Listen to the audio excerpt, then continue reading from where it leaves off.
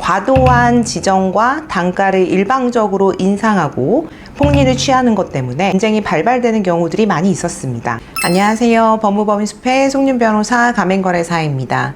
오늘 공정거래위원회에서 필수품목 가이드라인이 발표가 돼서 소개해드리려는 시간을 좀 가지려고 합니다. 필수품목이 무엇인지 궁금합니다. 네, 법정 개념은 아니고요. 업계에서 통용되는 용어로서 가맹본부가 가맹사업의 통일적인 이미지 확보와 상품의 동일한 품질 유지를 위해서 가맹점주에게 자기 또는 본사가 지정한 사업자와 거래하도록 하는 원부자재를 의미를 하고요. 강제품목과 권장품목으로 나눠볼 수가 있습니다.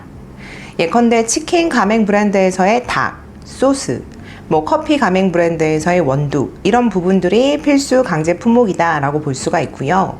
공산품인 우유나 마요네즈, 케찹, 냅킨, 일회용품 등은 권장 품목으로 설정되어야 맞습니다.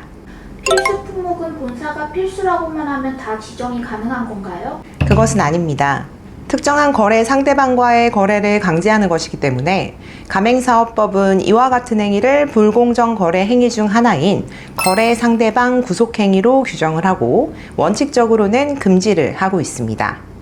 다만 해당 품목이 가맹사업을 경영하는 데 있어서 필수적이고 특정한 거래 상대방으로부터 구매하지 않을 경우에는 가맹본부의 상표권을 보호하거나 상품의 동일성을 유지하기가 어렵다. 그리고 미리 정보공개서를 통해서 알리고 계약을 했다 라는 요건을 충족하는 경우에는 예외적으로 허용을 하고 있습니다.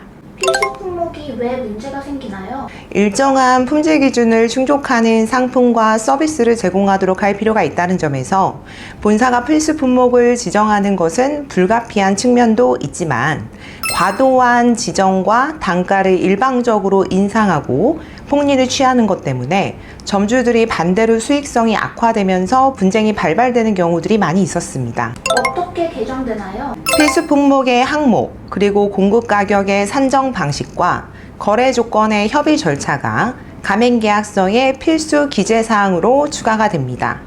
예전에는 이런 부분들이 가맹계약서에 없는 경우들이 대부분이었기 때문에 점주님들은 운영을 하다가 필수 품목이 이렇게나 많이 강제로 지정이 되어 있구나, 본사로부터 이렇게 높은 금액으로 공급을 받는구나, 이런 것들을 알게 되시는 경우들이 많이 있었거든요.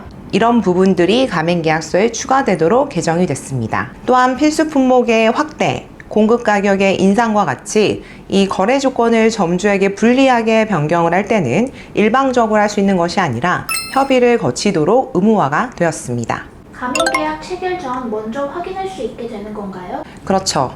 이 가맹계약 체결 14일 전에 정보공개서와 가맹계약서를 받으셔야 하기 때문에 미리 확인을 하실 수 있게 됐습니다. 가맹계약서상 필수 품목의 목록과 가격을 어떤 방식으로 책정하는지 확인하실 수가 있고요.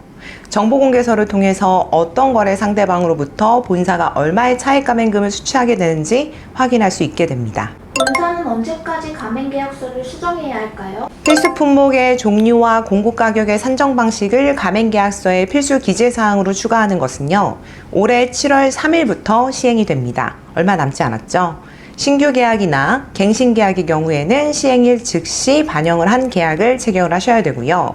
기존 계약이라 하더라도 내년 1월 2일까지는 수정을 마치셔야 합니다.